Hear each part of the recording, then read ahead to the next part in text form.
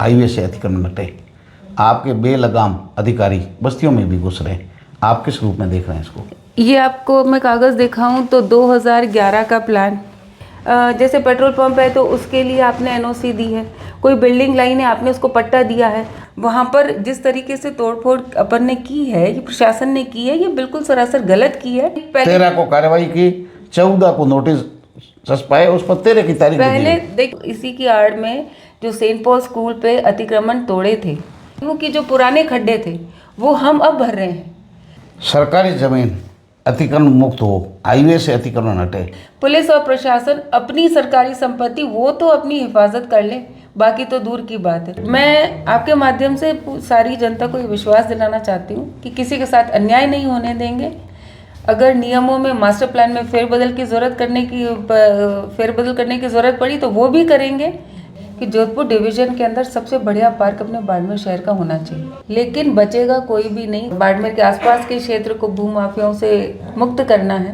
कि अब शमशान घाट की ज़मीन नहीं है जोगी समाज के लिए, और फिर ज़मीन बेचने वाले वहाँ आकर के भाषण देते हैं कि हमारे को पता है कि ज़मीन किसने खाई। ये जो पिछले कार्यकाल के अंदर जिस तरीके से काम हुआ उसका खामियाजा आज भी हम लोग भुगत रहे हैं। एमएलए साहब, बहुत बहुत स्वागत है आज तेजल मीडिया पर एक बार फिर से। धन्यवाद सर, धन्यवाद मैम जी, और तेजल मीडिया का बहुत बहुत धन्यवाद और स्वागत है। आज फिर से एक बार हमें इस साथ बैठने का अवसर मिला है। बाड़मेर में जो कार्रवाई चल रही है, हालांकि सरकार का 3 नवंबर को यह आदेश था मुख्यमंत्री जी का कि हाईवे से अतिक्रमण हटे। आपके बेलगाम अधिकारी बस्तियों में भी घुस रहे हैं, आप किस रूप में देख रहे हैं इसको? देखिए, ये बहुत ही एक अफसोसजनक घटना हुई है जो नहीं होनी चाहिए थी। सरकार का आदेश था कि जो नेशनल हाईवे है उसके ऊपर से अतिक्रमण हटाना चाहिए। क्योंकि हमें जो एक्सीडेंट्स हो रहे हैं उनको रोकना है और जान माल को नुकसान नहीं हो, उनको रोकने के लिए सरकार ने ये निर्देश दिए थे। लेकिन अभी जो बाड़मेर में कार्रवाई हुई, मुझे नहीं पता था क्योंकि मैं तो बाड़मेर से बाहर थी। पूना के अंदर क्लाइमेट पार्लियामेंट का एक इंडस्ट्रियल विज़िट था, तो क्लाइमेट पार्लियामेंट के साथ हम वहाँ पुणे में थे, तो मेरे संज्ञान में नहीं था कि यहाँ क्या कार्रवाई हो रही है। जब मैं यहाँ आई तो मुझे पता चला कि इस तरीके से हाईवेज़ पे अतिक्रमण हटाने का जो सरकार का आदेश था उसकी आड़ के अंदर, उस आड़ के अंदर यहाँ पर बिना कोई तैयारी के, बिना किसी पूर्व नोटिस दिए उन्होंने यहाँ अतिक्रमण हटाने की कार्रवाई की। तो यहाँ आने के बाद जब मैंने सारी वस्तुस्थिति की जानकारी ली, मैंने आपका भी देखा, जो सोशल मीडिया पे आपने जो अपना सारा रिपोर्टिंग की है वो भी मैंने देखी, एक एक चीज़ को सुना है मैंने। मौके पर मैं गई हूँ, पूरी जैसलमेर जो हाईवे जाता है उस पूरे हाईवे पर मैं गई हूँ, एक एक मौके का मैंने निरीक्षण किया। आज सुबह जितने भी अधिकारी थे उनसे मैंने बातचीत की, चाहे एडीएम हो, चाहे यूआईटी सेक्रेटरी साहब हो, वो सभी बैठे थे। कलेक्टर साहब से मेरी व्यक्तिगत रूप से बात नहीं हो पाई क्योंकि वो दिल्ली गए हुए हैं, क्योंकि आपको पता है कि बाड़मेर ज़िले को इनाम मिला है, तो वो लेने के लिए राष्ट्रपति महामहिम से वो गए नहीं हैं। तो उनसे मेरी केवल टेलीफोनिक वार्ता हुई और मैंने उनको बताया कि इस तरह की ये जो अपन कार्रवाई बाड़मेर में कर रहे हैं ये उचित नहीं है और इसको एक बार तुरंत प्रभाव से रोक दिया जाना चाहिए। तो मैं आज सुबह एडीएम साहब के चैम्बर में थी और वहाँ सभी अधिकारी भी थे। हमने सारे ये कागज़ निकाले हैं, ये आपको मैं कागज़ दिखाऊं तो 2011 का प्लान, जो मौजूदा स्थिति थी 2011 का प्लान, 2031 का प्रस्तावित प्लान कि वो क्या था, वो इसके अंदर है। जो यूआईटी क्षेत्र है उसके अंदर कितने गांव आ रहे हैं, कितने नहीं है, कहाँ से रिंग रोड निकलनी है, वो सारा प्लान इसके अंदर मौजूद है। अब ये जो अपना नेशनल हाईवे है, अब मैं आपको सही बात अगर बताऊं तो ये जो मेरे घर से बाहर मेन रोड निकलती है ये भी नेशनल हाईवे किसी ज़माने में था, लेकिन उसके पास आबादी बसती गई और ये शहर के अंदर आ गई, तो इसके लिए एक बाईपास बनाया गया। तो बाईपास जो बनाया वो बाईपास सिंदरी चौराहे से लेकर जो चौटन चौराहे की तरफ ये जो अब रोड है, तो ये बाईपास के रूप में बना, लेकिन आज के दिन वो नेशनल हाईवे माना जाने लगा। ठीक है, और ये समय के साथ जैसे जैसे आबादी विस्तार होता है, शहरीकरण की सीमाएं बढ़ती हैं वैसे वैसे बाईपास की ज़रूरत होती है। बाईपास का मतलब भी यही है कि जो शहर आबादी बढ़ती जा रही है, शहर बसता जा रहा है, तो हम नेशनल हाईवे को बाहर ले जाए। तो ये जो रिंग रोड बनी है बाहर जो रिंग रोड बनी है अपनी, इधर सांसियों का तला इधर निकलती है और उधर जालीपा के मेडिकल कॉलेज से होते हुए और बाहर की तरफ जाती है, बादरेस की तरफ जाती है। तो जब ये रिंग रोड बन गई, इसका मतलब जो सड़क इसके अंदर आ रही है वो नेशनल हाईवे अब नहीं रहेगी।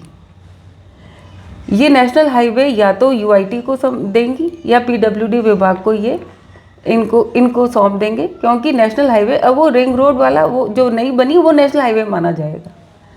ये जो कार्यवाही हुई उसके अंदर इस रिंग रोड से अंदर पहले बाड़मेर शहर की तरफ जो कार्यवाही हुई, अब अगर उसके अंदर नियमों की ये बात करते हैं कि 200 फीट सड़क पे छोड़ना है और उसके बाद 100 फीट ग्रीन कॉरिडोर के लिए छोड़ना है मतलब टोटल 400 सेंटर से, है ना, 400 हो गया पूरा अगर मिलाएं तो ये जो नियम बना है ये ठीक है कि हमें क्लाइमेट को बचाना है, पर्यावरण को बचाना है, उस दृष्टि से है। लेकिन ये नियम आप रिट्रोस्पेक्टिव मतलब पहले जो हाईवे है उन पे आप लागू नहीं कर सकते।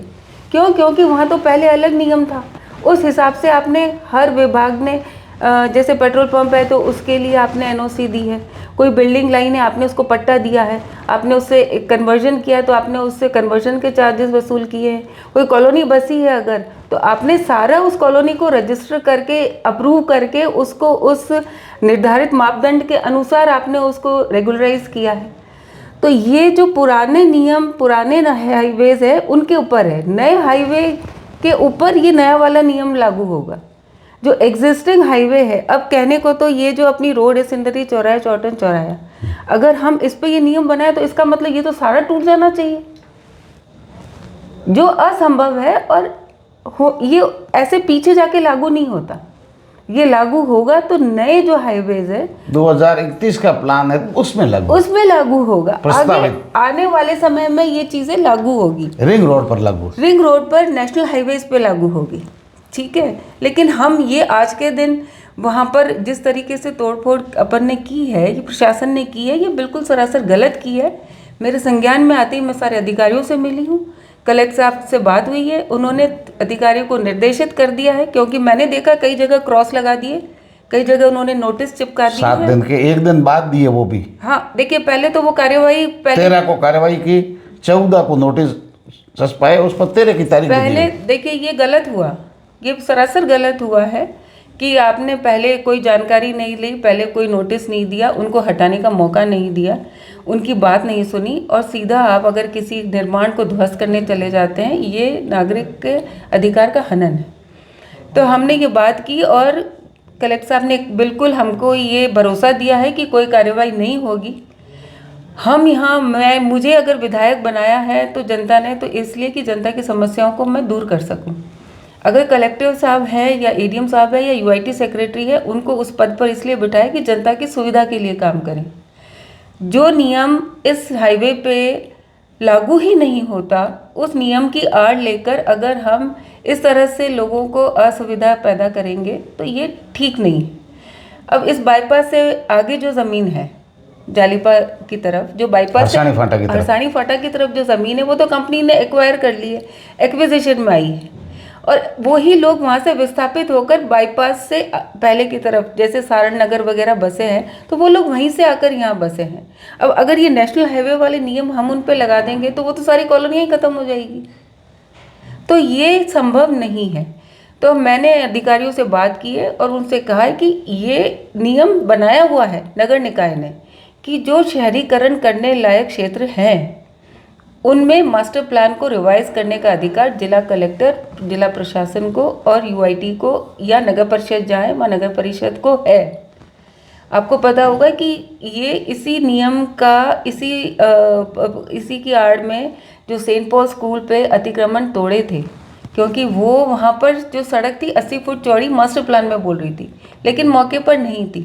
ऐसी बाड़मेर शहर की बहुत सारी सड़कें हैं जो मास्टर प्लान में ज़्यादा चौड़ाई की है और अगर धरातल पे देखें तो वो बहुत सकड़ी है। तो उस वक्त भी सेंट पॉल स्कूल एक वाली रोड एक इकलौती रोड थी पिछले सरकार के कार्यकाल में, जहाँ अतिक्रमण को हटाया गया, ये कहते हुए कि इस सड़क को हम बनाएंगे, इसके साथ में नाला बनाएंगे और मास्टर प्लान के अंदर ये है। लेकिन अफसोस की बात है कि उस वक्त वो नहीं बनी, आज तक नहीं बनी। उस वक्त नहीं बनी तो नहीं, लेकिन उसमें जो लोगों को बताया गया कि साथ में नाला बनेगा और साथ के अंदर हम ये नगर परिषद ये सड़क बनाएगी, न तो प्लान के अंदर कहीं नाला लिया गया है, न उस सड़क का अगर आप टेंडर देखोगे तो उस टेंडर में 1000 खामियां हैं, वो सड़क बन ही नहीं सकती थी। और उसी का खामियाजा हम आज दिन तक भुगत रहे हैं कि नगर परिषद क्षेत्र और पीडब्ल्यूडी इन दोनों के समन्वय से अब मैं आपको विश्वास दिलाती हूँ कि जो पुराने खड्डे थे वो हम अब भर रहे हैं। जो पुरानी कमियां थी उनको पूरा करने में वक्त लगता है, क्योंकि उन्होंने इतना उलझा दिया, पेचीदा कर दिया कि किस विभाग के अंतर्गत बनेगी। पहले अभी उनका गारंटी पीरियड ख़त्म नहीं हुआ है, तो गारंटी पीरियड ख़त्म नहीं हुआ तो ठेकेदार दोबारा ठीक करे तो पता चलता है कि कहीं तो केवल अर्थवर्क का ही टेंडर है, डांबर का हुआ ही नहीं है। फिर पता चलता है कि वहाँ नाले का तो प्लान में लिया गया ही नहीं है।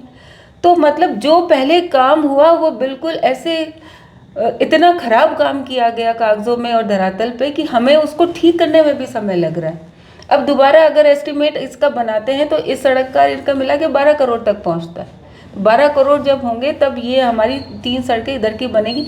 ये एक अलग विषय हो गया। नहीं ये बनेगी, अब बनेगी, अब प्लान में है। हाँ बिल्कुल बन रही है ये और सब हाँ नगर के बिल्कुल, सभी। हाँ बिल्कुल ये हम सब बनाएंगे। लेकिन मेरे कहने का मतलब ये है कि हमारी जो मास्टर प्लान की सड़कें हैं, अगर हमें लोगों की सुविधा को देखते हुए, मैं नहीं कहती कि उसको बिल्कुल सकड़ी कर दें, लेकिन नेशनल हाईवे, मेरी अधिकारियों से बात हुई, नेशनल हाईवे काफ़ी चौड़ा है लेकिन उसके ऊपर जगह छोड़ के भी बनाया गया है पुराने नियमों के अनुसार।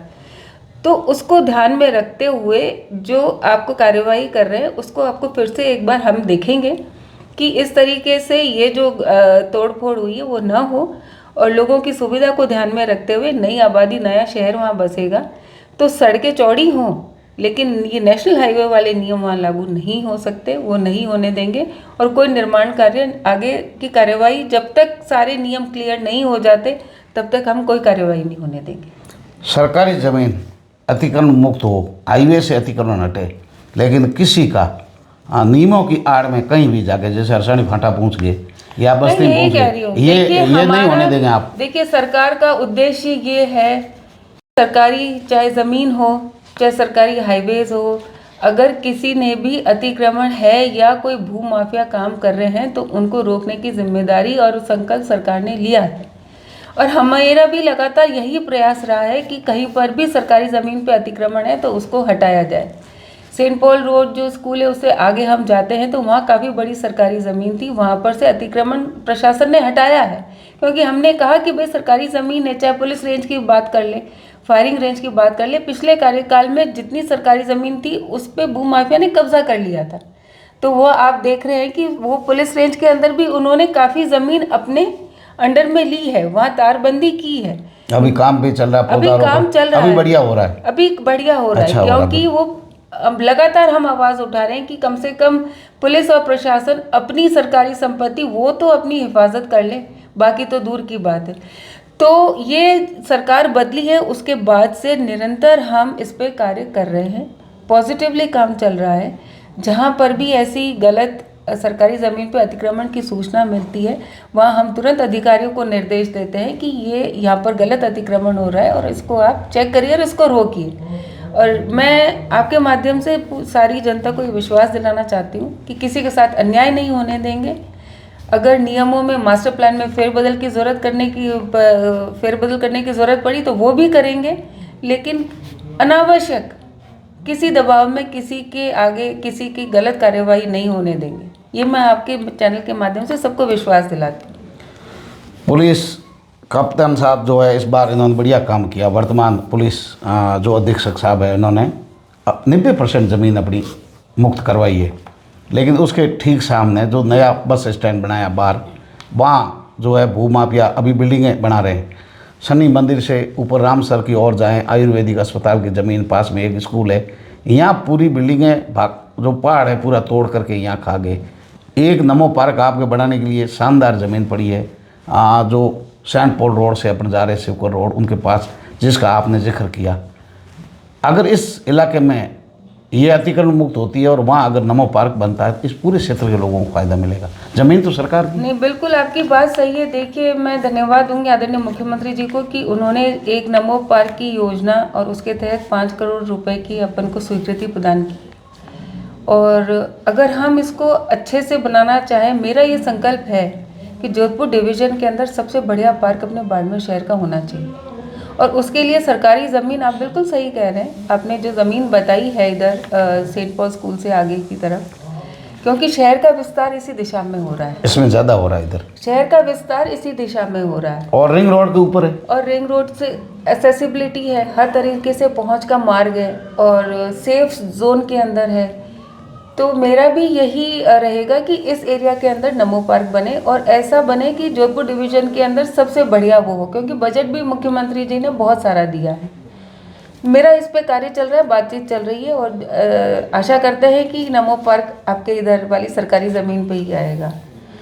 और ये बात आप बिल्कुल सही कह रहे हैं कि मैंने जब से विधायक बनी हूँ, चाहे पुलिस रेंज की ज़मीन हो, चाहे जिला प्रशासन की राजकीय ज़मीन हो, चाहे नगर परिषद की ज़मीन हो, जहाँ पर भी अतिक्रमण का हमें पता है, वहाँ पर हमने सरकार से, हमने प्रशासन से, पुलिस से, सबसे बातचीत करके, और ये आप देख रहे हैं कि फायरिंग रेंज वाली जो पुलिस वाली ज़मीन है उस पर चारों तरफ तारबंदी हुई है, काफ़ी कुछ ज़मीन उन्होंने अपने कब्ज़े में ली है।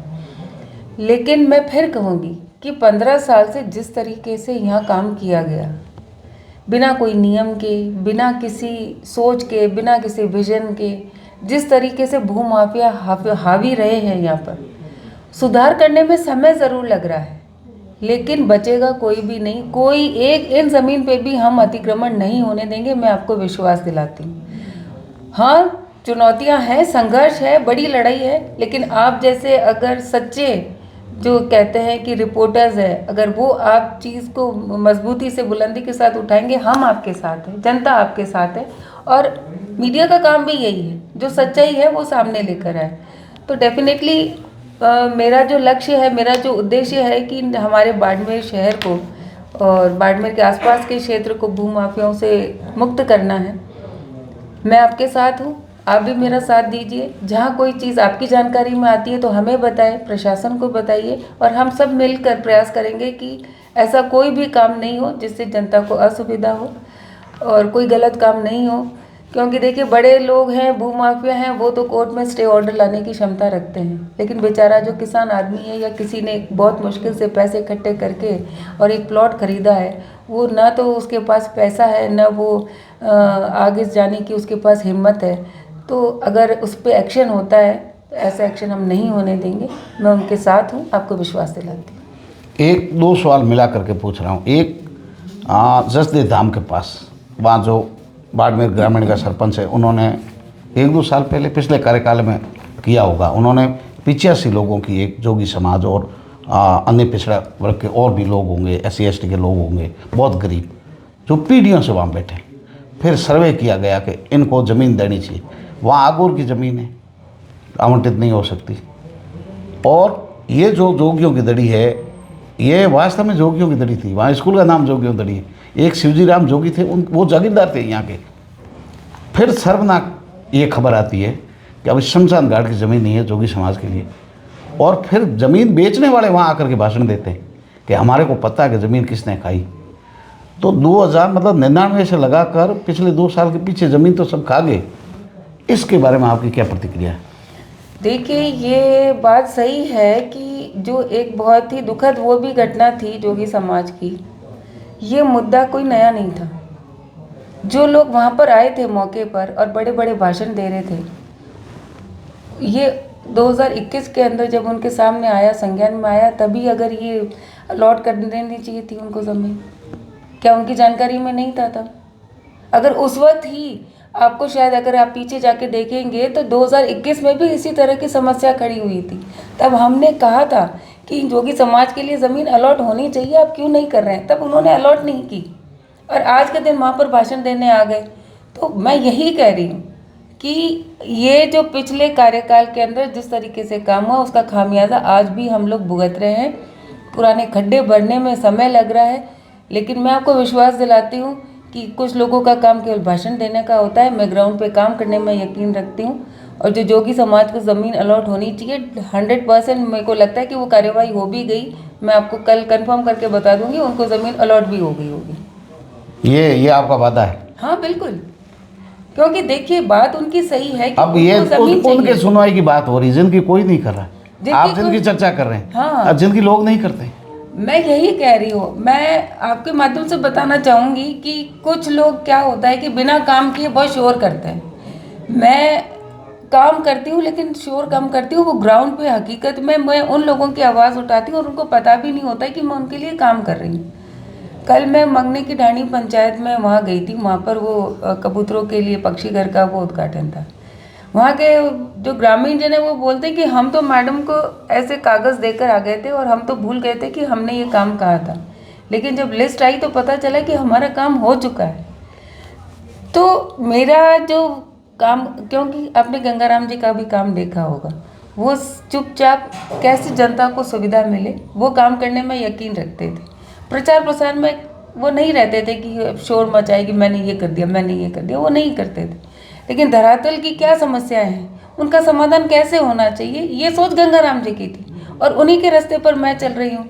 अब आप ये देखिए कि बड़ी बड़ी बातें करने वाले जो पुराने नेता हैं, मैं उनको कहूँगी कि आप 15 साल विधायक रह गए, लेकिन आपको ये नहीं पता चला कि मेरे इन पंचायतों में पानी नहीं पहुँच रहा है, तो मैं इनकी पानी की व्यवस्था करूँ। तो कुछ विजन था आपका? आपने क्या प्रयास किए उन लोगों को पानी पहुँचाने की? हमारे नहर का पानी आ रहा है, लेकिन नहर का पानी हमको पूर्ति नहीं हो रही है, वो कम पड़ रहा है। हमारी आबादी बढ़ रही है, हमारी डिमांड बढ़ रही है, और पूरी वो पावर सप्लाई नहीं होने से हमारे को जितना मिलना चाहिए उतना भी नहीं मिल पा रहा है। तो आपकी क्या सोच रही कि मैं इन लोगों को पानी कैसे पहुंचाऊंगा? क्या काम किया आपने 15 साल के अंदर? क्या कोई स्कीम बनाई?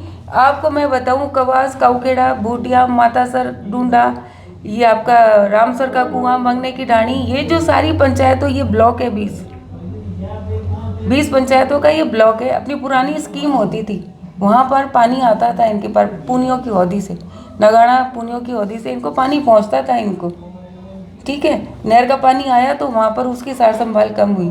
तो आपने क्यों नहीं ध्यान दिया कि नहर का पानी कम पड़ रहा है? पाइपलाइन तो आप दे रहे हो कि हाँ साहब आप हमको वोट देना, हम आपको पाइपलाइन दे रहे हैं, पाइपलाइन आपने डाल दी, लेकिन पानी आ रहा ही नहीं आ रहा है। आपने समाधान के लिए क्या किए? हमने वहाँ 10 करोड़ रुपए की स्कीम स्वीकृत की है। नए कुएं आपने खोदे? नए कुएं के लिए कि वाटर सोर्स हमारा वहाँ है, हमारी पीढ़ियाँ वहाँ से पानी पीती थी। जब नहर का पानी नहीं था तो वहाँ ट्यूबवेल्स होते थे, तो वहाँ पानी है तो क्यों नहीं वहाँ और ट्यूबवेल्स बनाए जाएं? वहाँ पर ट्यूबवेल्स होंगे तो लोगों को वहाँ जो 20 पंचायत बन गए ट्यूबवेल या प्रस्ताव अभी स्वीकृत हुए हैं DMFT फंड में, और उसका काम जल्दी ही शुरू होगा। तो जब वो ट्यूबवेल्स बनेंगे तो इन 20 पंचायतों का जो है पानी का समस्या का समाधान हो जाएगा। तो ये क्यों नहीं सोचा पहले वाले विधायक ने कि मैं वो जाते, उनका कार्यकाल था, आपको ध्यान होगा, भूटिया में लोग धरने पे दिए, टंकी पे चढ़े थे, प्रदर्शन किया था कि हमारे पानी नहीं आता। क्या समाधान किया? कोई समाधान नहीं हुआ। लेकिन मैं भी 15 साल से यहाँ बाड़मेर में हूँ, मैं देख रही हूँ लोगों के अंदर पास पीने को पानी नहीं है, 1000 रुपये की टंकी उनको देनी पड़ती है। चुनाव में मैंने उनको वादा किया था, भूटिया, मातासर, पूरे ब्लॉक को मैंने वादा किया था आपके पानी मैं लेकर आऊँगी।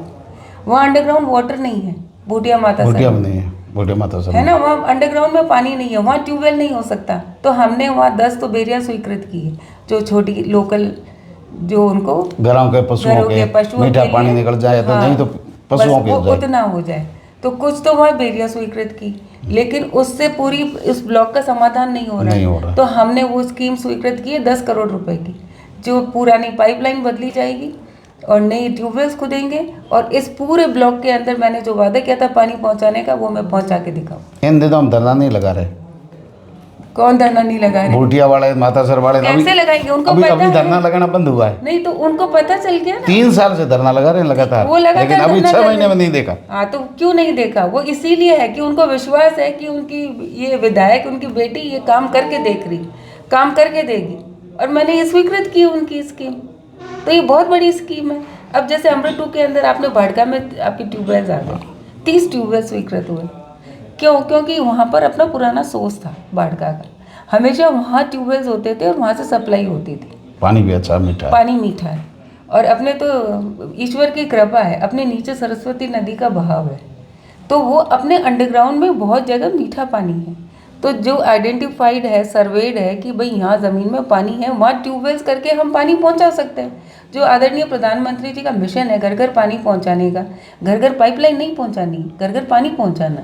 घर घर पानी पहुँचाने के लिए पानी चाहिए, तो वो भले बेरी हो, हैंडपंप कैसे भी हो, पाइपलाइन अभी आप हो। देखिए बाड़मेर को इनाम मिला है कि सबसे ज्यादा टांका निर्माण की जल संचय, जो वर्षा का जल संचय करना है, सम्मानित हो रहा बाड़मेर। तो मैं यही कह रही हूँ। तो हमारी परंपरा ये रही है, सरकार का ये कि पुराने तालाब या नालियाँ हैं उनको ठीक किया जाए ताकि अपन पानी का संचय कर सके। तो ये हमारी जिम्मेदारी है, हमारे नागरिक होने के नाते कर्तव्य है कि हम वर्षा के जल को ज़्यादा से ज़्यादा कैसे बचाएं। तो और हमारा जो पानी अंडरग्राउंड ज़मीन को, जो अंडरग्राउंड वाटर है, हम उसको भी बढ़ाएं, उसका संचय करें और उस जो मीठा पानी है उसको काम में लें। नहर का पानी आ रहा है, बहुत अच्छी बात है, लेकिन अगर हमारे लोकल सोर्सेज को हम डेवलप करें तो हमें नहर के पानी के अंदर जो हमारी निर्भरता है वो कुछ कम हो, निर्भरता कम होगी।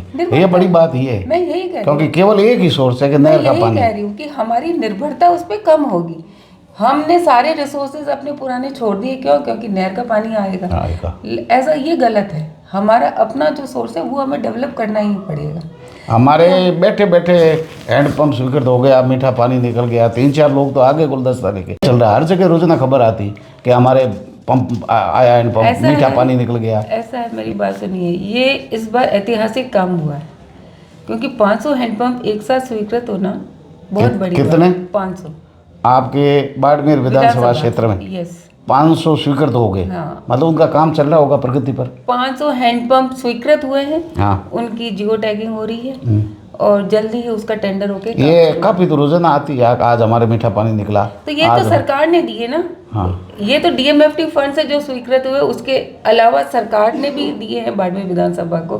तो ऐसे तो बहुत ज़्यादा है, 50, ये 500 तो डीएमएफटी फंड से हैं। उसके अलावा करीब 200 हैंडपंप गवर्नमेंट की तरफ से मिले हैं बाड़मेर विधानसभा को, तो वो तो काम हो चुका, तो वो पानी भी आ रहा है। ट्यूबवेल्स हमको बहुत सारे सरकार ने भी दिए हैं, डीएमएफटी फंड में 80 स्वीकृत हुए, उसके अलावा भी बहुत सारे मिले हैं। सबसे पहली मांग अपने बाड़मेर की पानी की थी और मैंने ये वादा किया था मेरी बहनों को, क्योंकि उन्होंने मुझे बहुत साथ दिया, तो मैंने कहा था मैं आपके सिर पे जो ये मटका रखते हो वो नहीं रखने दूंगी, आपके घर पानी पहुंचेगा, इसकी पूरी व्यवस्था करूंगी।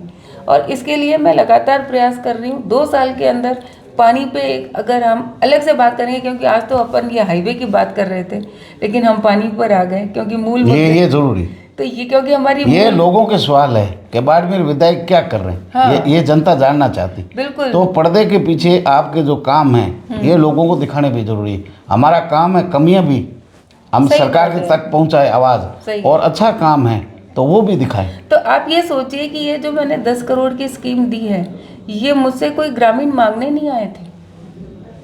उनकी क्या डिमांड थी कि सब भाई जी मंगपानी को नहीं आवे, भाई जी मंगपानी को नहीं आवे। 15 साल से मैं सुन रही थी कि भाई जी मंगपानी को नहीं आवे। कुआ और बेरियां जो हुई है, हाँ। पाइपलाइन नहीं पहुंची है, नहर का पानी नहीं पहुंच रहा है, उनके लिए हैंडपंप, बिल्कुल, इससे बड़ी कोई सौगात नहीं है। बिल्कुल, एक बाबा जी बिल्कुल, शायद भील समझते थे कितने, हाँ, कि हमारे को एक हैंडपंप दे दो, हमारे पीडीएम कभी पानी देखा ही नहीं। बस मतलब ये लोगों की उम्मीद है। मैं कह रही हूँ, अभी आप जो आए, आप देख रहे थे जिन्होंने गुलदस्ता दिया, वो कह रहे हैं कि आज तक हमारे क्षेत्र में ना तो कोई ट्यूबवेल हुआ ना कोई हैंडपंप हुआ।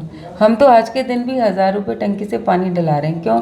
इसका कारण ये भी है कि जो सी फेज का काम था वो इस क्षेत्र में नहीं हुआ था, लेकिन उनके पानी की कोई व्यवस्था नहीं थी। उनको अगर आज ट्यूबवेल हुआ और उनके पानी आ रहा है तो उनकी जो प्रसन्नता है, मैं मानती हूँ ये मेरे लिए सबसे बड़ा अचीवमेंट है। 70 साल के आदमी थे, 4-5 तो बिल्कुल, तो ये मेरे लिए मतलब वो इतने खुश हो रहे थे कि हमारे भी हैंडपंप हो गया। तो मतलब उनको ऐसा लग रहा है कि बस हमारे सारे काम हो गए। तो मांग तो ये है, मैं तो इनमें ही राजी हाँ। जब मैं बुजुर्ग के चेहरे माथे हंसी देखा, मुस्कुराहट देखा, इन पे मन आशीर्वाद दे, तो मन तो यूं लागे विधायक बने और हमारा कोई काम आए। वो एक काम से ही खुश थे, उनको और कुछ नहीं चाहिए। कितना आशीर्वाद, मतलब आत्म संतुष्टि उनकी। हाँ, हम तो ये जो बुजुर्ग है इनके आशीर्वाद से ही मैं यहाँ पहुंची। लेकिन लोग ये कहते हैं कि नेता मिलते नहीं हैं, बीच में कड़ियाँ रखते हैं। लेकिन मैं पिछले 2 घंटे से मैं यहाँ बैठा हूँ। वो एक बुजुर्ग बाबा जी आए, वो आसपास के कहीं गांव के होंगे, बार बार फोन रहा था, बाबा देखे कौन घरे आ रहा हैं? ऊंट का रहा है, ऊंट का है ना, और शायद भील समाज से है। भील समाज